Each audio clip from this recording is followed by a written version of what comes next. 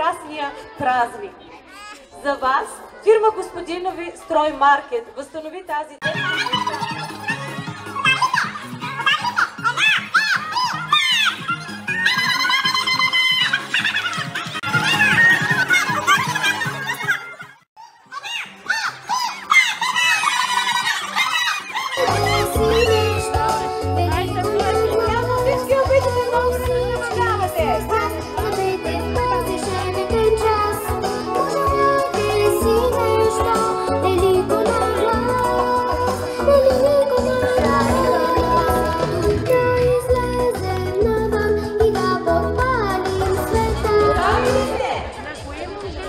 Той зелен, с големи зъби зареден, живее в реката Нил и никак не е мял.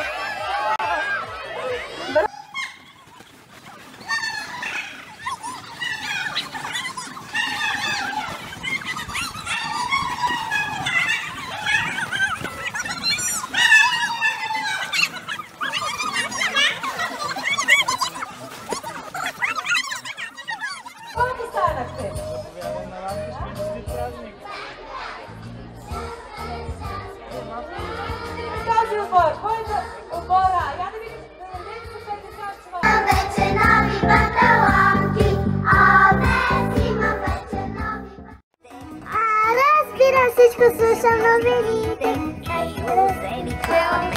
То ми гънкат семки и бомбонки.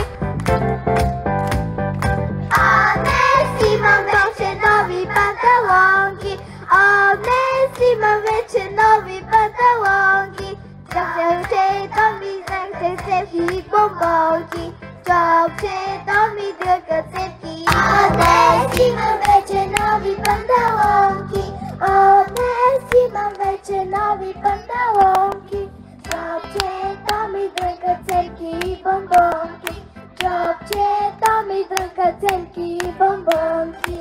Браво! По-хубаво от това да бъдем заедно, да е прекрасно слънцето и всички вие да получите един прекрасен подарък, наречен дар. Дар е детската площадка, която днес за всички деца на Добрич подарява фирма Господинови Строймаркет с представител Диан Господинов, които вече 20 години са в обществено-икономическото пространство на нашия град и активно се включват в социалния живот на Добрич. Да поздравя децата на Добрич с 1 юни, с тази прекрасна площадка, на която дадохме име дар, защото децата са най-големият дар за нас и трябва да се грижим да създаваме, според мен, добри условия, така че децата да продължават да живеят и да растат щастливи в нашия град. Честито на всички! А сега искам да поканя госпожа Николова и господин Мартинов да прележим заедно лентата.